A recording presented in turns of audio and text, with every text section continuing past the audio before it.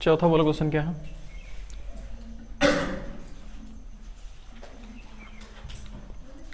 बोलिए। उस बिंदु के निर्देशांक ज्ञात कीजिए। उस बिंदु के निर्देशांक ज्ञात कीजिए।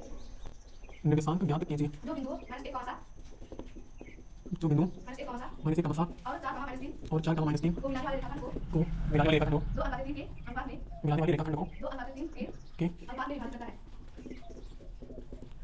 अनुपात में विभाजित करता है। ओके, देखो इसको हल करते हैं। देखो क्वेश्चन क्या कह रहा है, कह रहा है कि उस बिंदु का निर्देशांक ज्ञात कीजिए जो बिंदुओं ये और ये को मिलाने वाली रेखाखंड, मतलब कह रहा है दोनों बिंदुओं को मिलाने वाली जो रेखाखंड है उसको किस अनुपात में विभाजित कर रहा है, 2:3 के अनुपात में। तो हमारे पास एक बिंदु यहाँ है, दूसरा बिंदु मान लो यहाँ पर है। एक बिंदु ए है जिसका निर्देशांक कितना दिया हुआ है, -1,7। तो दूसरा बिंदु बी है जिसका निर्देशांक कितना दिया है, 4,-3।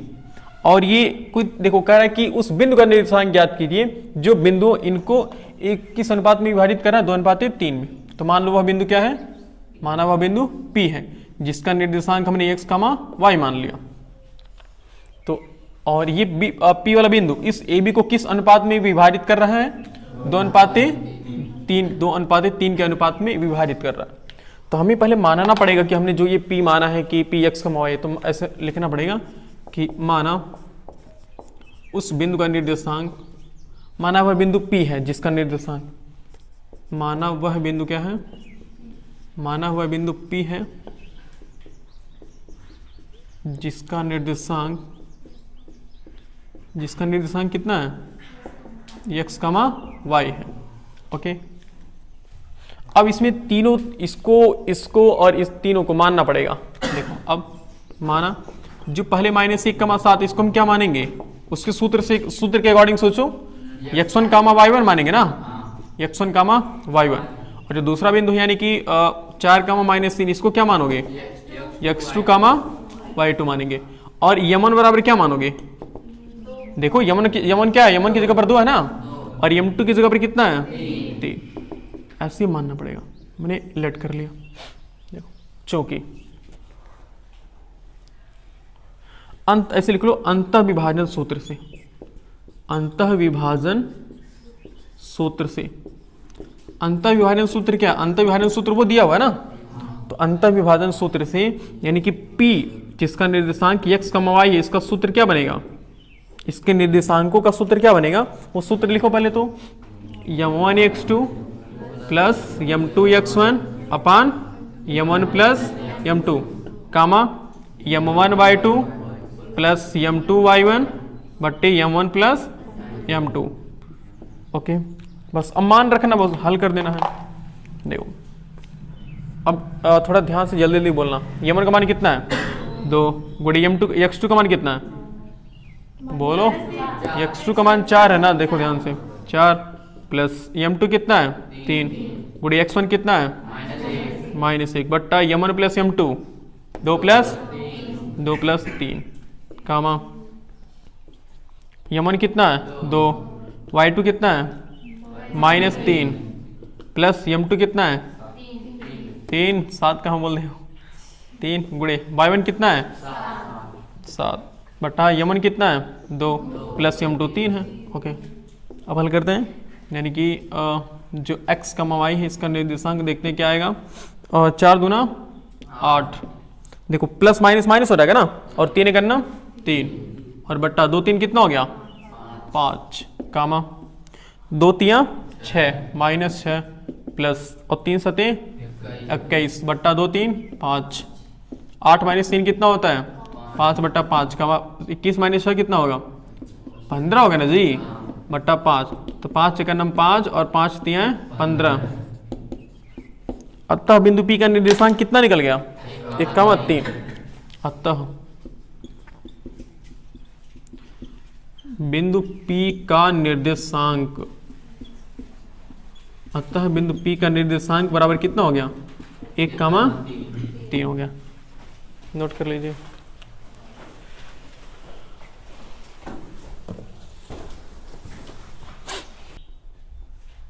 दो बिंदु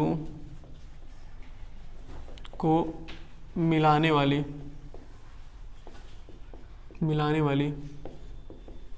रेखाखंड के मध्य बिंदु का निर्देशांक, ये समझते हैं क्या कह रहा है। देखो इसी फॉर्मूले से भी डेराइव होगा ये, और डेराइव हो क्या आता है समझो, ध्यान से देखना है वाला। अगर समझो कि हमारे पास एक बिंदु ऐसे है ए, जिसका निर्देशांक क्या है वही x1 कामा y1, और एक दूसरा बिंदु क्या है हमारे पास b, जिसका निर्देशांक क्या है x2 कामा y2 है। हमने दोनों को मिला दिया, तो दोनों को मिलाओगे तो कौन सा रेखाखंड का नाम क्या होगा? अरे बोलो जी, रेखाखंड का नाम ये भी होगा ना। अब इसका अगर हम मध्य बिंदु देखें, मध्य बिंदु क्या होगा? मध्य बिंदु का नाम से कन्फर्म है ना, मध्य बिंदु मतलब क्या है? एकदम बीच वाला बिंदु ना। तो अगर हम एकदम मध्य बिंदु मान ले, या मध्य बिंदु को P मान लेते हैं, तो अब बताओ ये P इसको किस अनुपात में विभाजित करेगा? अच्छा एक बात बताओ, जितना भाग ये होगा उतना ही भाग इधर का होगा ना। अगर हम इसको m1 मानते हैं और इसको m2 मानते हैं, तो क्या दोनों बराबर नहीं होंगे? m1 और m2 दोनों बराबर होंगे ना। यदि देखो, यदि P AB का मध्य बिंदु है, AB का मध्य बिंदु है, यदि P AB का मध्य बिंदु होगा तो m1 किसके बराबर होगा? m2 के बराबर होगा ना। अगर ऐसे नहीं समझ पा रहे हो तो ये समझो कि m1 और m2 दोनों का अनुपात किसके बराबर होगा? दोनों का अनुपात 1 के बराबर होगा ना। दोनों का अनुपात 1 के बराबर, यानी कि 1, या फिर अब 1 है तो 1 अपन हम 1 कर सकते हैं ना। यानी कि m1 और m2 दोनों का अनुपात कितना हो गया? 1:1 होता है।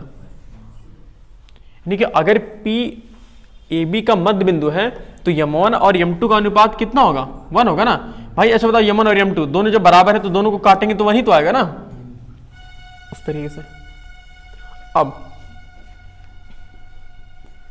बिंदु P का निर्देशांक निकालते हैं। अब बिंदु P का निर्देशांक, सूत्र वही लगाएंगे ना, वो वाला। ओके, हमने P का निर्देशांक क्या मान लेते हैं? x, y मान लेते हैं। तो P x, y बराबर सूत्र क्या बनेगा? सूत्र बनेगा m1x2 प्लस m2x1 अपान कामा m1y2 प्लस m2y1 अपान m1 प्लस m2, ये बनेगा। अब हमने यहां से देख रहे हैं कि m1 और m2 दोनों का मान कितना है? बोलो जी, दोनों का मान 1 के बराबर है ना भाई। यहां से m1 बराबर भी 1 है, m2 बराबर भी कितना है? 1 है। तो जहां m1 वहां कितना रखोगे? 1 गुणे x2 प्लस 1 गुणे x1 अपान 1 प्लस 1 कामा 1 गुणे y2 प्लस 1 गुणे y1 बटा 1 प्लस 1, दोनों को बंद कर दो। अब कितना आ रहा देखो, तो ये अच्छा x2 में 1 से गुणा करके कोई फर्क पड़ेगा क्या? कुछ नहीं फर्क पड़ता। तो x2 प्लस x1 बटा 2 हो जाएगा ना ये। उसी प्रकार से y1 प्लस y2 यानी कि y2 प्लस y1 बटा 2। अच्छा भी कुछ अच्छा नहीं लग रहा ना भाई, 1 पहले होता है 2 बाद में होता है। तो x1 प्लस x2 अपान 2 कामा y1 प्लस y2 अपान, ये अपान समझ जाते हो ना। इतना तो इंग्लिश समझते ही होगे जी। अब इसे एकदम हिंदी में बोले कि x1 धन x2 बट्टा 2, y1 धन y2 बट्टा y1 धन y2 बट्टा 2, इतना थोड़ी समझ रहे हो ना इतना।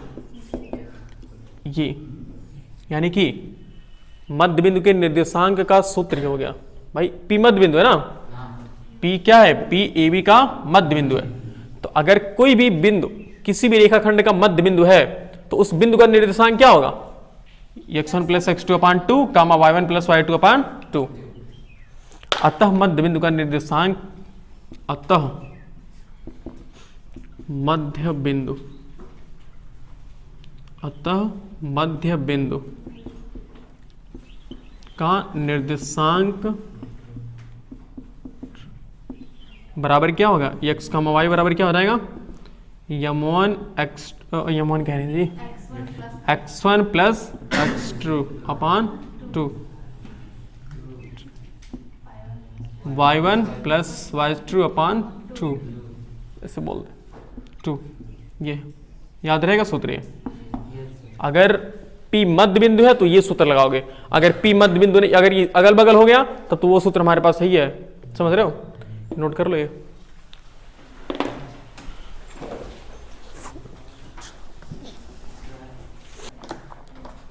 चलो सिर्फ 2 लोग हैं जो बता पा रहे हैं। चलो बोलो क्वेश्चन पहला।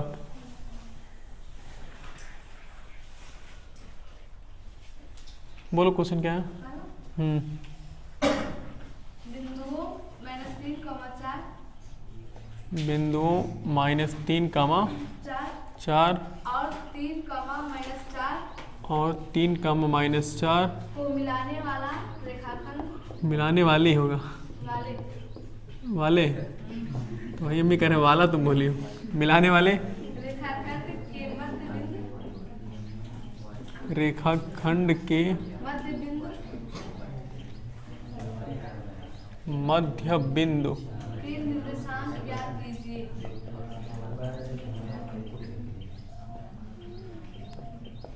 के निर्देशांक ज्ञात कीजिए। ओके चलो देखते हैं कैसे हल करता है। देखो क्या कह रहा है कि बिंदुओं -3, 4 और -3, 4 एंड 3, -4 को मिलाने वाली रेखाखंड के मध्य बिंदु का निर्देशांक ज्ञात करना है। यानी कि कौन सा सूत्र लगाओगे, नीचे वाला ना, मध्य बिंदु का निर्देशांक वाला। पहले एक चित्र में इसको चिन्ह करते हैं। एक हमारे पास मान लो ए बिंदु है जिसका निर्देशांक कितना है -3, 4 और दूसरा बिंदु क्या है बी जिसका निर्देशांक कितना है 3, -4। मान ऐसे बिंदु मध्य बिंदु क्या होगा पी होगा मान लेते हैं, जिसका निर्देशांक कितना मान लो x, y। माना मध्य बिंदु P का निर्देशांक बराबर, माना मध्य बिंदु P का निर्देशांक बराबर कितना मान लेते हैं x, y। अब जो ये दिया इसको मानेंगे ना, जो a है जिसका निर्देशांक -3, 4 इसको हम क्या मानेंगे x1, y1। और जो b है जिसका निर्देशांक है 3, -4 इसको क्या मानेंगे x2, y2 मानेंगे। लेकिन ये चूंकि मध्य बिंदु का निर्देशांक बराबर मध्य बिंदु P का निर्देशांक, यानी कि हमने क्या माना x, y माना ना, तो x, y बराबर क्या हो जाएगा x1 प्लस x2 अपान 2, y1 प्लस y2 अपान 2। x1 कितना है बोलिए जरा, -3 प्लस x2 कितना है 3/2, y1 कितना है y2 कितना है बट्टा, ओहो ये तो गड़बड़ हो जा रहा है, 3 - 3 कितना हुआ 0/2, 0/2, 0/2 का मान कितना होगा मिस्टर अखिलेश 0। ओके 0/2 का मान यानी निर्देशांक क्या आ गया, सही बात है बिल्कुल। अतः निर्देशांक बताओ मध्य बिंदु कहां पर होगा, बिल्कुल मूल केंद्र पर होगा ना जी। अतः मध्य बिंदु का निर्देशांक बराबर 0, नोट करिए नोट करिए। अतः मध्य बिंदु का निर्देशांक बराबर 0, बिल्कुल आसान है।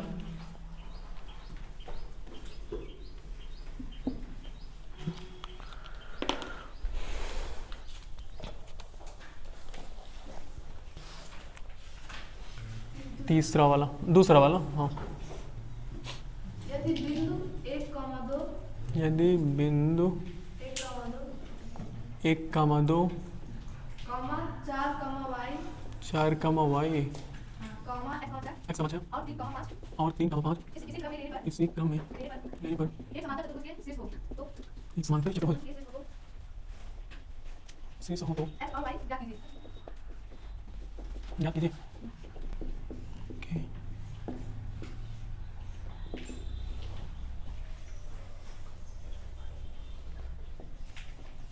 समांतर चतुर्भुज जानते हो किसे कहते हैं ना? समांतर चतुर्भुज आयत को टेढ़ा करने बनता है ना।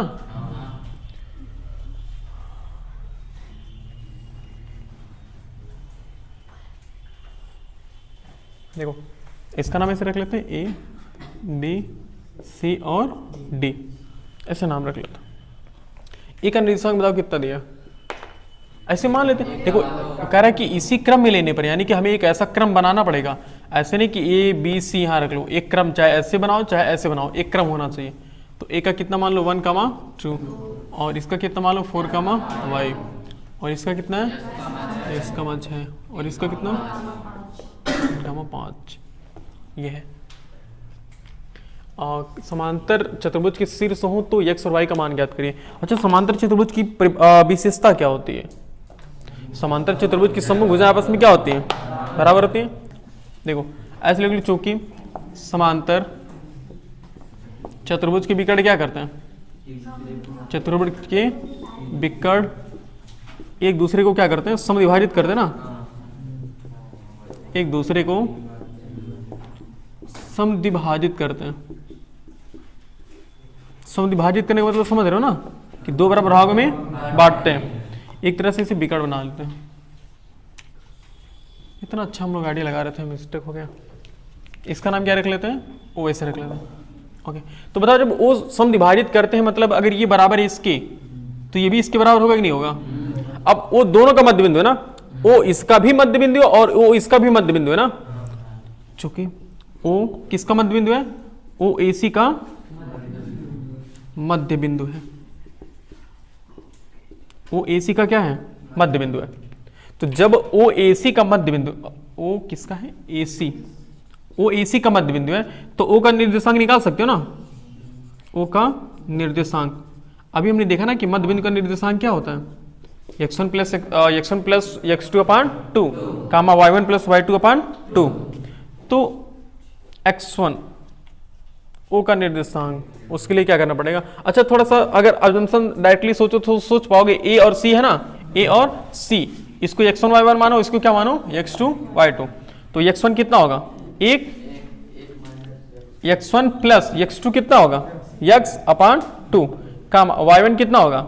2 प्लस y2 कितना होगा? 6 और बट्टा 2, यानी कितना हुआ? x प्लस 1 बट्टा 2 कामा 6 2 8 बट्टा 2, यानी कितना हो गया? x प्लस 1 बट्टा 2 कामा 4 हो गया ना, ये सिंपली 4 हो गया। ओके, ये o का निर्देशांक निकल गया। अब एक और चीज, अब o किसका और मध्य बिंदु है? o bd का भी तो मध्य बिंदु है ना, लिखेंगे चूंकि o bd का भी मध्य बिंदु है, मध्य बिंदु है। वो किसका मध्य बिंदु है? BD का भी मध्य बिंदु है। तो अब यहां से O का फिर निर्देशांक निकालो। O का निर्देशांक, इसका निर्देशांक क्या हो जाएगा? सोच जरा। O का निर्देशांक बराबर, इसमें सेम x1 प्लस x2 अपान 2 होगा ना। इसमें किसी को, इसको मान लो x1 y1, इसको क्या मान लो? x2 y2। तो x1 कितना है? 3 और x2 कितना होगा? 4 बट्टे कामा 5 प्लस y बटा 2। अब 4 3 कितना हो गया? 7 बट्टा 2 कामा 5 प्लस y बटा 2।